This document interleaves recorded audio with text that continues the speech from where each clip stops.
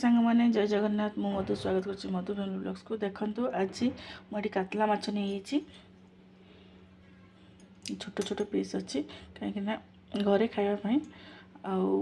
माने भाजा भुजी करने भी इजी हम से छोट पीस करनी सहित आम आलू बैगण भजा सॉरी आलू बैगण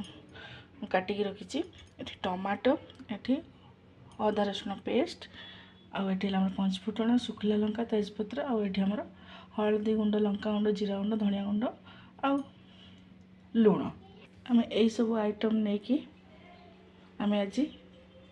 माने सब्जी देकी आमर पतला झोल करवा कातला माछर आटा बहुत टेस्टी गरम गरम भात सहित खायापी बहुत बहुत माने टेस्टी लगे आबे जेहेतु बेंगलोर बहुत ठंडा पड़ी वेदर भी बहुत ठंडा अच्छी इमती पतला झोल करी खातु गरम गरम भात सहित बहुत टेस्टी लगे चलते फटाफट बना एवं आम कढ़ाई गरम होगा मुझे मस्टर्ड ऑयल ऐड करुच्ची जितेबाला आप बनवाई जाऊँ नॉनवेज आइटम ना निश्चिंत ट्राई करूँ मस्टर्ड ऑयल बनवाई एवं आम लुण हल्दी माछरे गोले दबा देखो आम तेल गरम हो गला एवं आम माछ भाजी नवा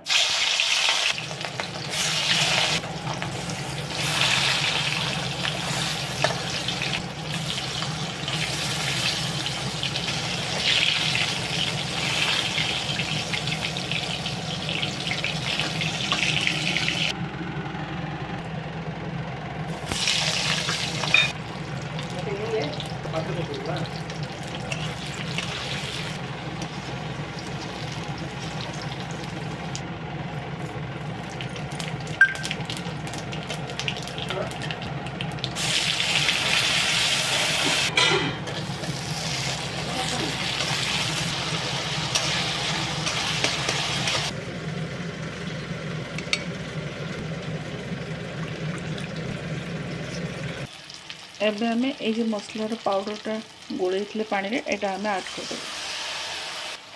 भल भाव फुटीगला आम जो सब्जी भाजिक रखते सेटा भी ऐड करदे देखो भल भाव आमर मसलाटा मिक्सगला एबे आम पानी ग्रेवी हिसाब रे आम टे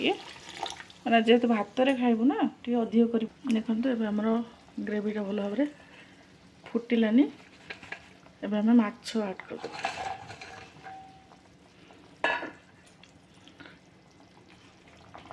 गरम गरम भात सहित बहुत टेस्टी लगे आ ठंडा पागरे ना निश्चिंत ट्राए करूँ पतला झोल आउ पियाज नहीं देखो ग्रेवीटा पतला रहिबो